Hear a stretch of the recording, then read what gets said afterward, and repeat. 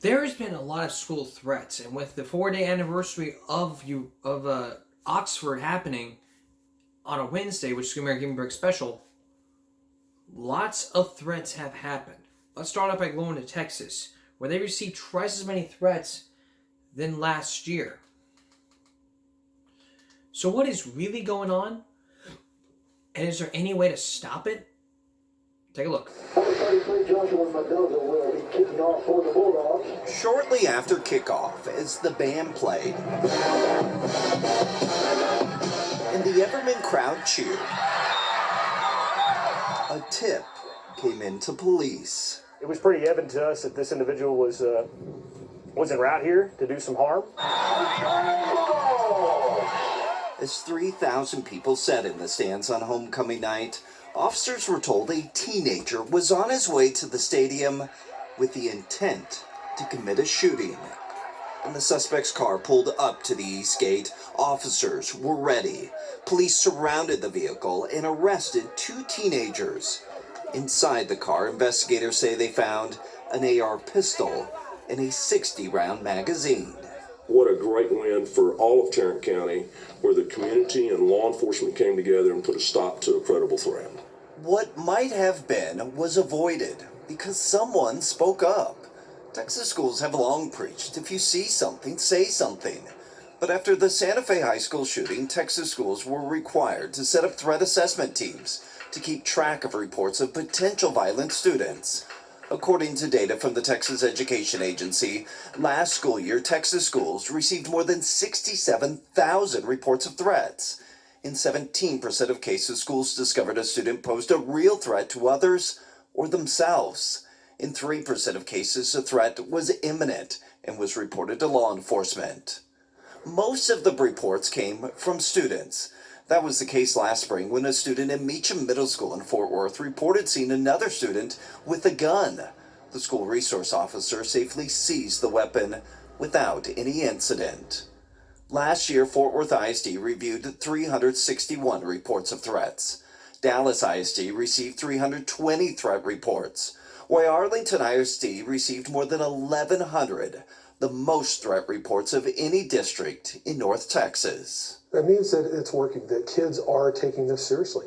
David Stevens is Director of Safety for Arlington ISD. He says the school district encourages its students to report any concerning behavior. They can do this anonymously by calling Campus Crime Stoppers, or students can send a text message or photo with their cell phone by using the Stop It app. The app-based system then delivers these messages directly to the threat assessment team. But Stevens says the majority of reports come from students feeling comfortable enough to directly tell a teacher. Because if the kids don't feel that comfort level and that ability to be safe, they're not going to talk to somebody. So that relationship means everything. Out of the more than 1,100 threat reports Arlington ISD received last year, law enforcement was called in less than 2% of the time. But 70% of the time, the student in question was referred for intervention. It may just be that we provide them with a mentor. Maybe we do need to get somebody some counseling or mental health, services. Most studies on preventing school violence focus on high-profile shootings, looking at where warning signs may have been missed. But an ongoing study by the National Policing Institute is taking a different approach. Our thought was that if we could study the averted cases, we could really gain a much fuller understanding. Frank Straub is the director of the Averted School Violence Database. They've studied more than 170 cases where a student planned to carry out an attack on a school, but was stopped. In nearly half of these averted cases, researchers found the first to discover the suspect's plan was a peer. In some cases, they discovered the plot on social media. In other cases, they saw the suspect with a weapon.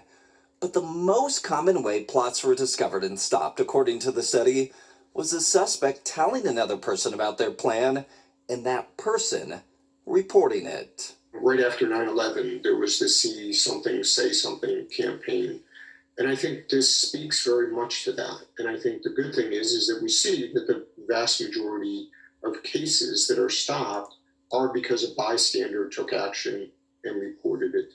Earlier this year at Gunn Junior High in Arlington, a student reported another student showing off a gun at school. When confronted by school officials, the student in question admitted to having a gun and was arrested. It's unclear why that student brought a gun to school, but Arlington ISD says what is clear is that reporting it prevented any chance for what might have been. I believe our data does suggest that and show that, because we are very proactive and we really support this program, and we've had some really good positive outcomes. So if you go to our website right now, cbsdfw.com, you will find this map that we've made with the number of threat reports last year received by each school district in Texas. Kim Karen, you will also find the number of times that law enforcement was called in for every district. So, Brian, do you have any advice for parents as to how they should interpret these numbers? Yeah, so experts told us parents should not draw any conclusions by simply looking at the numbers, but use these numbers to ask your school questions.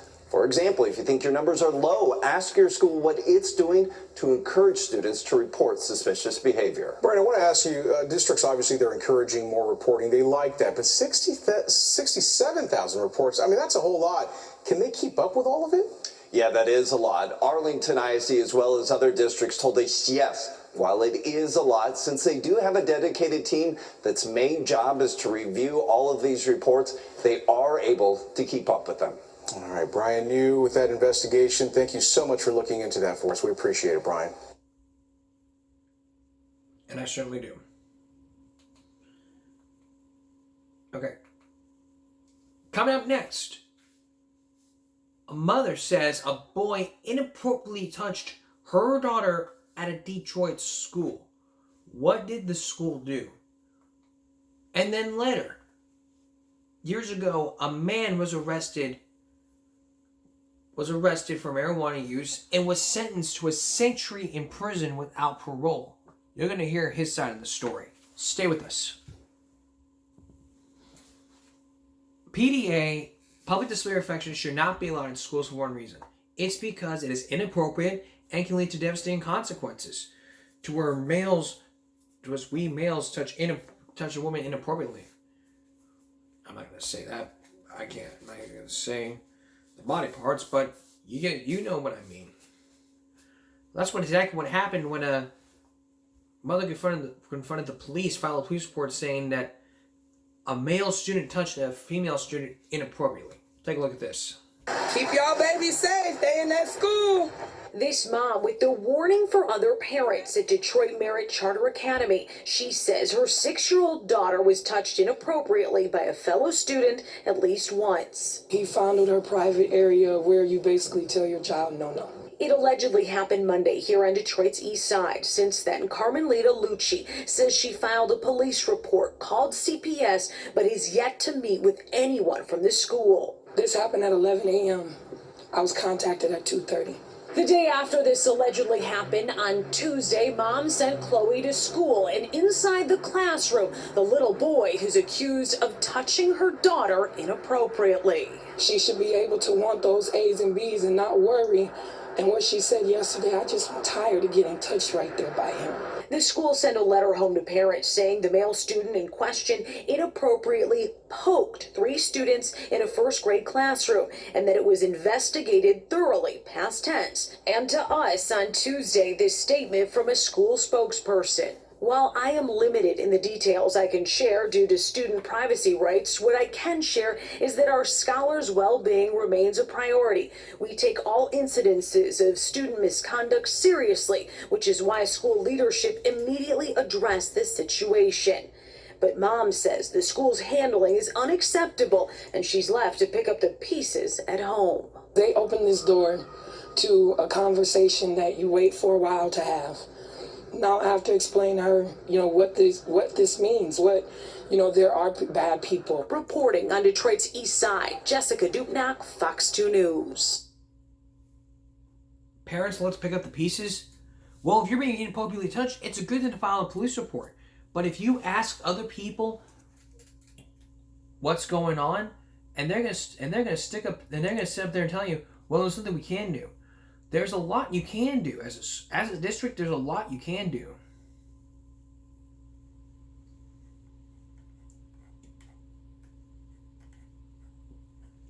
What you need to do is to make sure that this doesn't happen again. How can you tell?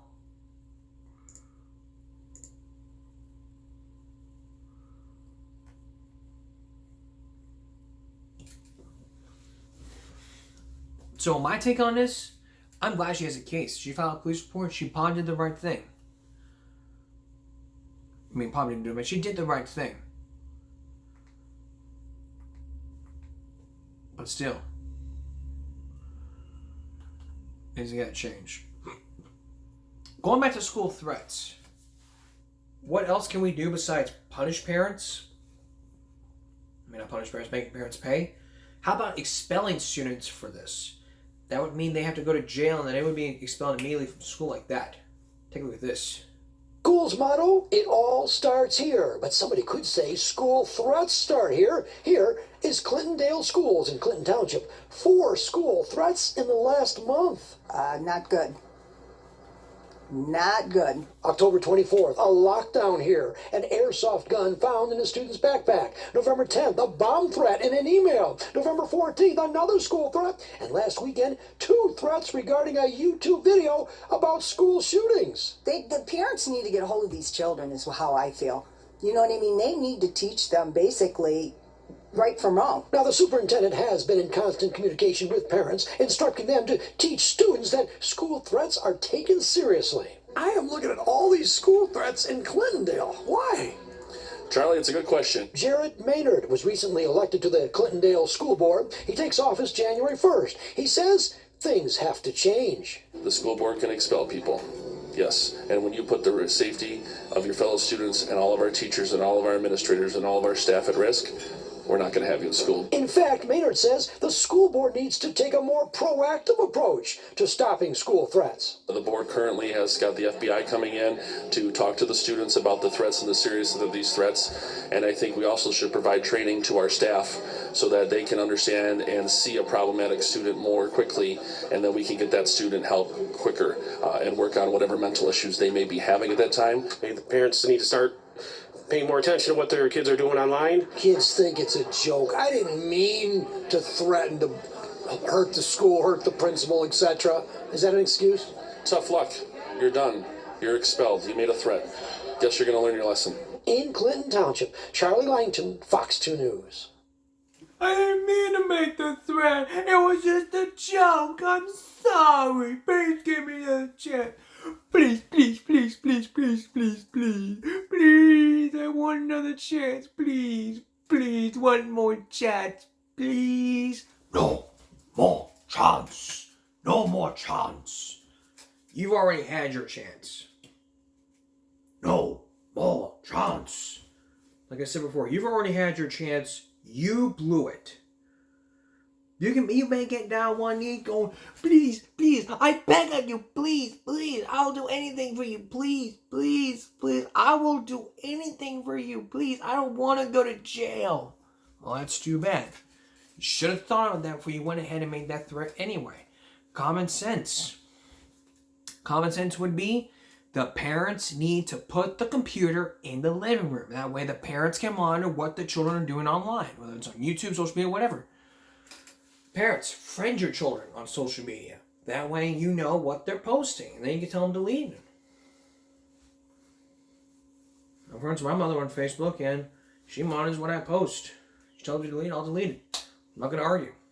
I'm not going to argue. Alex Jackson was arrested for making an interstate for terroristic threats. This time was an adult. And I can say the name because he's an adult.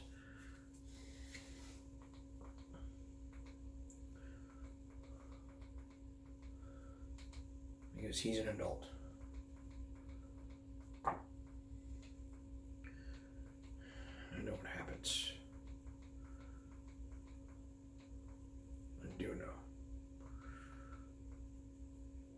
Okay.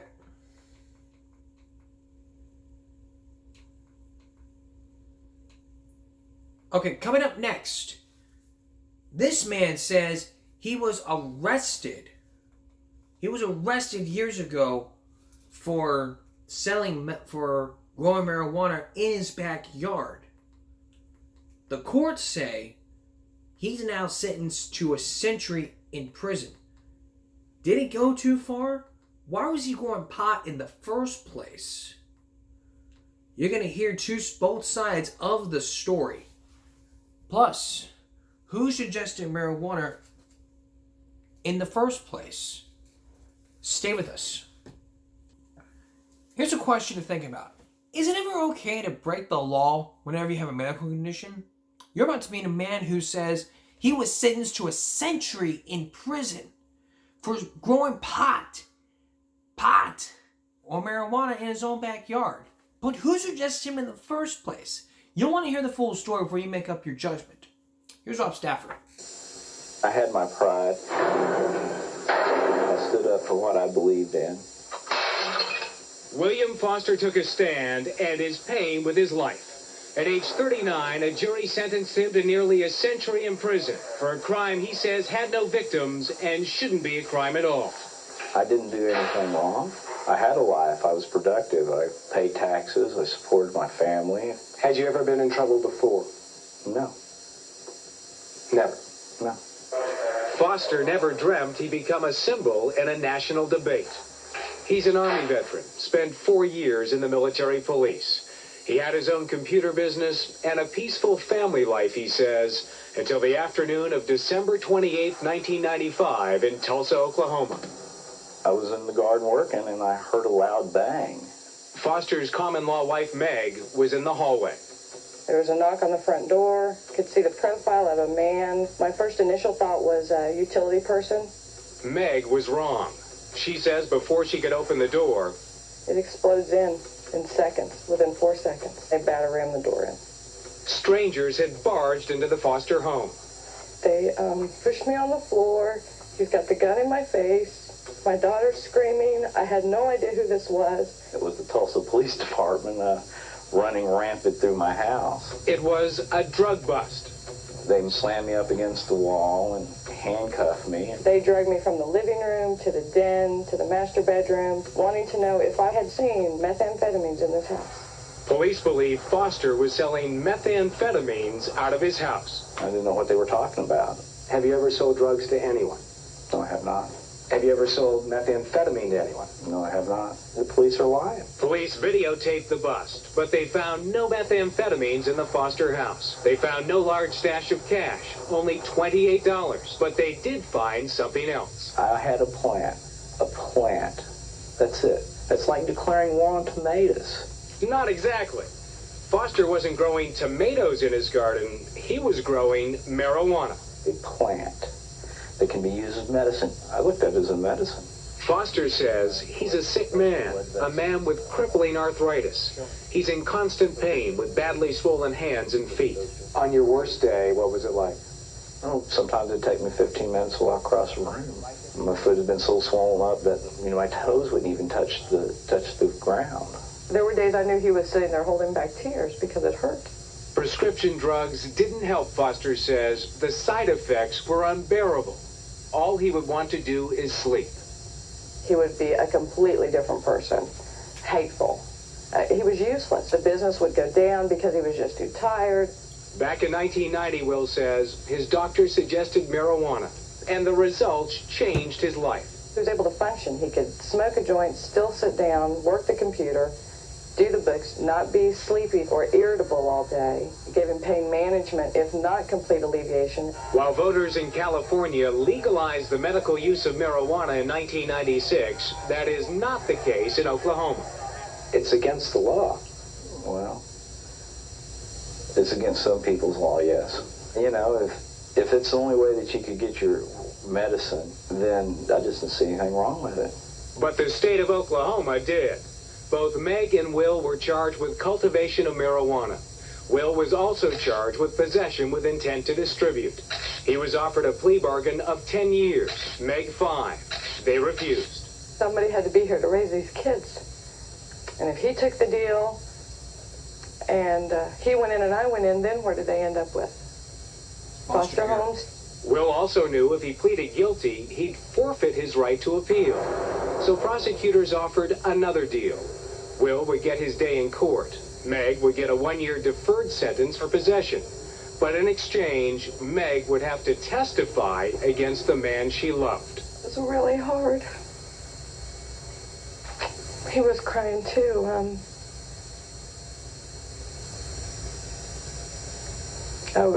I would rather have done anything else, but I couldn't. So she says the state squeezed her to get him. In the end, Meg took the stand, and she testified about Will's growing pot, and also told the jury she and his friends smoke with him. If you're seriously ill and you're looking at this as medication, what are you doing taking it with friends and with Meg? That was their choice. I didn't, a lot of times they had their own marijuana. 90% of the time I smoked marijuana by myself. On January 16, 1997, 12 citizens of Tulsa not only found Will guilty, they also determined his punishment. Oklahoma is one of the few states where juries both convict and sentence. And it has one of the toughest drug laws in the nation. I knew he was going to serve some time. It's Oklahoma, after all. I wasn't prepared for what he got. What he got was 93 years. The jury gave him 70 years for cultivation of marijuana, 20 more for possession in the presence of a child, another 3 years for other related charges. When the verdict was read, Foster looked at his wife. It looked like somebody ripped her heart out. I mean, she's very pale, on the verge of hysteria. 93 years, for pot. That's overkill to me. I mean, he didn't kill anybody. That's a death sentence. A travesty of justice, cried Foster's outraged supporters. One even created a website for the Foster story. A story that has made it all the way to Capitol Hill. They cite Will Foster, a 30-year-old father of 3. Last year, Foster's case came before a congressional hearing on legalizing medicinal marijuana. Foster was held up as a victim of unfair drug laws which punish patients who are already suffering. The war on drugs, as I said, is an unmitigated disaster. As doctors, legislators, and even the Office of the Drug Czar consider this issue, Foster's case was brought front and center to the debate. He is presented as a prisoner of war, the war on drugs. But is Will Foster really the victim he claims to be? There is more to the Will Foster story that even his supporters don't know. So, who is the real Will Foster? And who suggested marijuana in the first place? Rob Staff with the conclusion to this story when we return. Stay with us. So Will Foster has been sentenced to nearly a century in prison for growing marijuana and for intended marijuana. He says he did nothing wrong. He needed the pot to ease his pain. But is his story believable? Here, with the conclusion to our story, Rob Stafford. Will Foster's life behind bars has made him a symbol of the injustice of drug laws. While his website rallies supporters, we wondered if there was more to the Will Foster story. To hear him tell it, he's been victimized twice. First by a crippling condition, then by a system that locked him away for growing marijuana to treat his pain. I know the pain that I felt. I know how I felt off my prescription drugs. I know how I felt off marijuana. If it made me feel better, then I should be able to do it. Foster says rheumatoid arthritis causes him to limp, has formed knots in his hands, curled his fingers, and swelled his feet. So how could a jury ignore that? While there is no medical exception for marijuana use in Oklahoma, jurors could have considered that fact as a mitigating circumstance. But we learned Foster never gave them the opportunity. The reason you were growing that marijuana was because of your medical problems. That's correct. How many doctors did you call to testify during your trial? I didn't call any. And you think the jury's going to buy that without hearing from a doctor? That wasn't my decision. I hired an attorney to put on my case, and I wanted to bring in a doctor, and he thought it was best not. Will Foster was not prescribed the marijuana, wasn't told to use the marijuana by a healthcare practitioner. Stuart Sutherland was Foster's attorney. He says at that time, there was no doctor treating Foster for arthritis. No doctor treating him who could testify that he needed marijuana for pain. The jury only heard this from Meg. Even in states which permit marijuana for medical use, it has to be under doctor's orders. Orders Foster never received. He simply discovered that alleviated the effects of his arthritis. So who suggested marijuana in the first place? Foster told us it was a chiropractor who believed in natural healing. But he advised marijuana for back pain, not arthritis. And how do we know Foster even has rheumatoid arthritis? Well, he gave us the names of 2 doctors. One wouldn't talk to us without Foster's written permission. Permission Foster refused to give. The other said she only saw Foster once after his conviction. And though she believes he has the condition, she says that diagnosis needs to be confirmed by a specialist. You're not even sure if you had a firm diagnosis of rheumatoid arthritis before the bust in December of '95. That is correct. Yet, on your own, you go out and start growing marijuana to treat it. That's correct. I was in a lot of pain, a lot of swelling in my feet, hurt to walk. A humane plea Foster also could have made to the jury. Perhaps if they'd heard it, he wouldn't be in prison for 93 years. But just as no doctors testified, neither did Foster. Why? Because I had a prior, and my lawyers didn't think that it would be best for me to testify. A prior conviction? Remember what Will told us earlier? Had you ever been in trouble before? No. Never? No. What was the prior for? Obtaining a controlled substance by fraud. So you had a drug conviction in your past? Yes. My former employer got addicted to Demerol, and I went with him to file a prescription. I didn't realize that he was fraudulently doing these prescriptions. But we discovered a different story. Your name was on the prescription. I don't know about that. I never seen the prescriptions. According to court records, Foster's name was on 5 prescriptions. He pleaded guilty and received a 2-year suspended sentence. But again, we found there was more to his past. Were you ever busted for marijuana? Yes, one time. Back in '87. New Mexico. That's correct. The first charge was possession with intent to distribute. It was dropped to simple possession, a misdemeanor. Foster was hoping for the same conviction this time, but testimony the jury did hear convinced them otherwise. A man that knew what he was doing. J.J. Gray is the detective who busted Foster. Because he works undercover, we agreed not to show his face. Had you ever seen anything like it before? No, sir. That was my first actual indoor grow I'd ever seen. An indoor grow. Right beside the kitchen, police discovered stairs leading to what was once a bomb shelter. Down those stairs, they found Will Foster's secret garden. Did this look like the operation of just a man who was growing pot for himself only? No, sir. What did it look like? A man who was growing marijuana and distributing it or selling it. Police counted 76 plants. It was a hydroponic garden, marijuana cultivated without soil. Special growing solutions and artificial lights nourish the plants, which are rooted in gravel or sponges. This was the largest cultivation case that Tulsa County has seen, and had seen up to that point. We still haven't had one like that. Paul Wilkenine and Brian Crane prosecuted Will Foster. Will Foster says it was all for personal use. Will Foster couldn't have used this much marijuana in his entire life. Not only was pot growing in the basement, police say they found almost 3 pounds of dried marijuana, some of it bagged, upstairs in the bedrooms, in Tupperware under the bed, on the floor near the computer, on a sweater rack in the closet not far from digital scales and baggies. All evidence, investigators say, of dealing. And what concerned them even more was they found that pot right next to Meg's daughter's bedroom. How could you do that with kids in the house? When they don't see it, you're not flaunting it, they don't know it's there. We're talking about a bomb shelter of 10 by 10 feet with a corrugated steel door set into the floor, and a lock on it.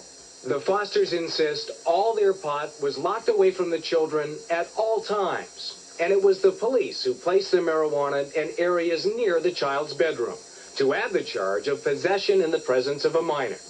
I mean, I wouldn't leave a big blue tub of marijuana laying in the floor. I mean, let's be real. They bagged marijuana up for me. Said I had 11 bags of marijuana. I never had 11 bags of marijuana. Police say Foster's accusation is ridiculous, a convicted man's last attempt to get out of jail. And prosecutors say they didn't need the additional charge. The amount of pot found in the house and the size of his garden was plenty of evidence to convict. Well, it's not really that much marijuana. While it might look like there was lots of pot growing, Foster called an expert witness, a columnist for High Times magazine, who told the jury the yield from the entire garden would be one man's supply, about 3 pounds a year. But the police calculations were different. Their estimate, just one plant would produce about 2 pounds of marijuana. As for the dried marijuana, Foster says only 1.5 ounces was smokable. The rest was roots and stems. I don't know what the smokable portion of marijuana plant is, and the law in Oklahoma doesn't differentiate between the leaf, the stalk, the branch. Marijuana is marijuana in Oklahoma. But if only 1.5 ounces was smokable, he may have been using it just for medicinal purposes. That might have been, but I don't necessarily buy into the fact that Will Foster was that sick. Will Foster was sick when it became convenient for him to be sick, i.e. his defense in this case. He wouldn't want to walk on these feet. Whether you believe Foster smoked marijuana for pain or for pleasure, whether he has arthritis or not, does Foster really deserve a 93-year sentence? Does the punishment fit the crime?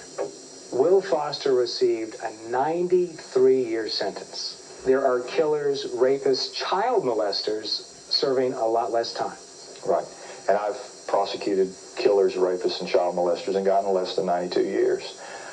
Will Foster had an option to take a plea negotiation. He did not. So we went to trial. Will Foster has 93 years because Will Foster asked for 93 years. Is that fair? Because he didn't take the deal that you offered him. At some point, the games have to end. We enter into plea negotiations the day of trial. And Foster might have been out in 4 years, but instead he went to trial, he says, to preserve his right to appeal. Prosecutor Brian Crane says, by doing so, Foster placed his fate in the hands of his peers. The judge did not set punishment. The state did not set punishment. 12 people who are citizens of Tulsa County made the determination that that kind of activity by Will Foster was not going to be tolerated. The jury threw the book at Foster, but just last month an appeals court wrote another chapter. This sentence shocks our conscience, the judges said, and reduced his term from 93 years to 20. And thanks to a recent change in state law, he is now eligible for parole. If Foster leaves prison, will he smoke marijuana again? We're not sure he ever quit. Pot can't be got here in prison. So you smoked a couple of joints today before this interview? Not today. Are you still smoking pot here in prison? I'd rather not answer that question. Are you pleading the fifth here? Pleading the fifth. But you can get marijuana. You can get any drug you want here. Last month, the Oklahoma Pardon and Parole Board recommended Foster be paroled. The governor will make the final decision within 90 days. 93 years in prison? That's a whole life. He could have been dead. But thanks to changes to state laws, I'm glad that he's gotten out on parole. I don't know whether the governor decided, you know what? Let's put him on parole. He learned his lesson, blah, blah, blah, blah. Or he would have been like, I'm sorry, I don't think this is a good idea for him.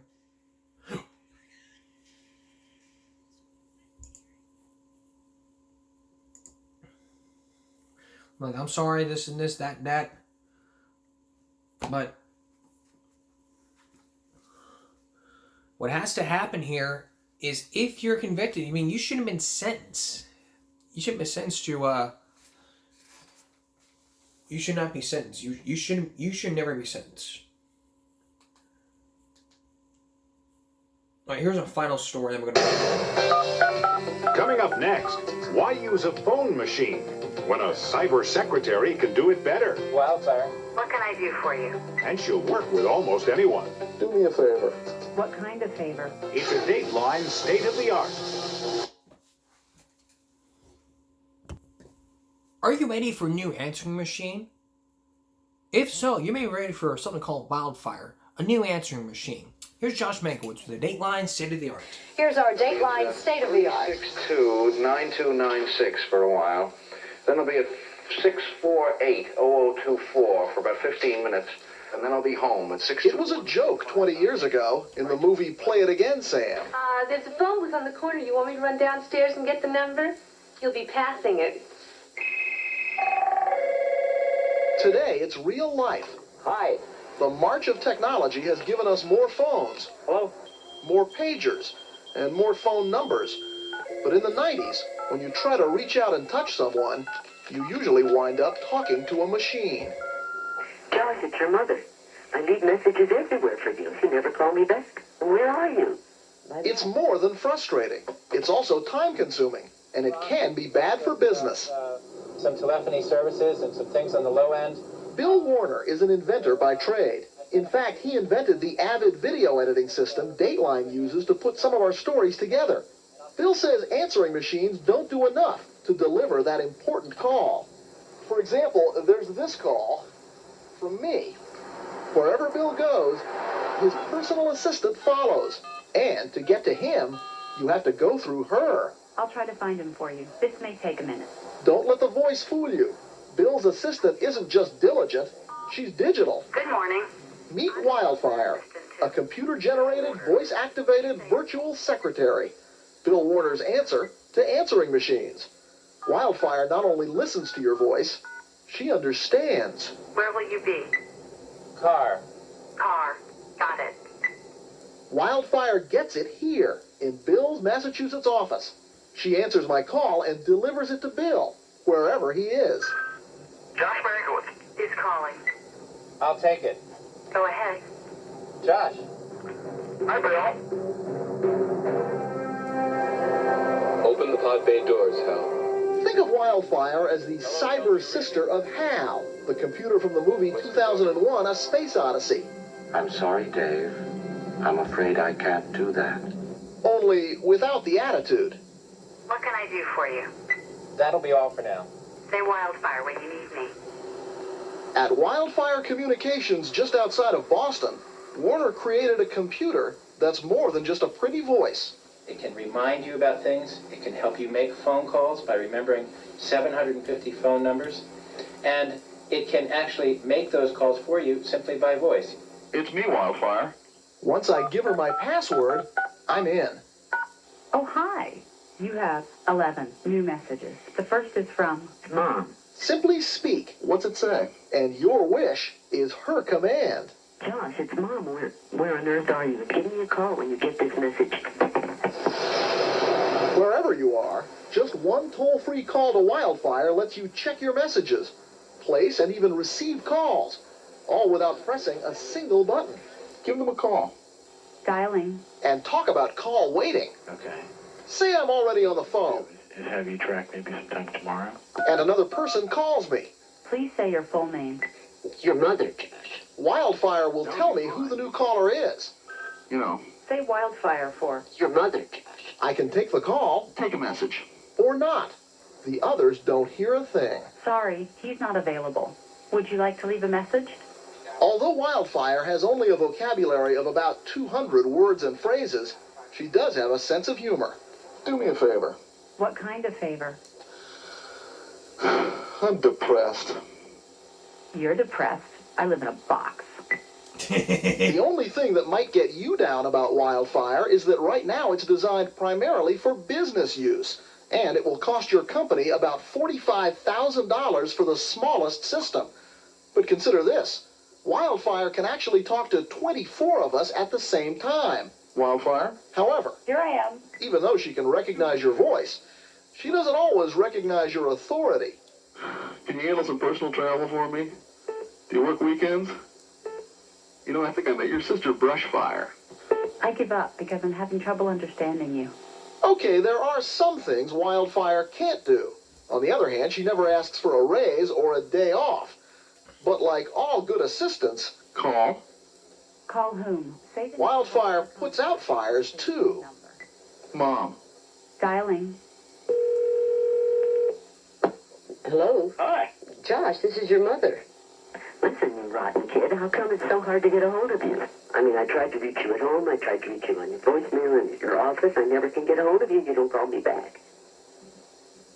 Wildfire may be too pricey for some businesses, but you don't have to buy it to use it. Like other answering services, Wildfire can be rented by the month. And Bill Warner says he thinks Wildfire will spread so quickly, one day the dial tone will become obsolete. We'll just pick up the receiver and get a nice hello from you-know-who. My take on this, I think it's a great idea. You don't need to hear that. But nowadays we have Siri or Google saying, Google, call my mom, wherever. And I'm glad this works, so I really hope. I hope it does. It really helps. All right, I got a story for you coming up on Monday. Imagine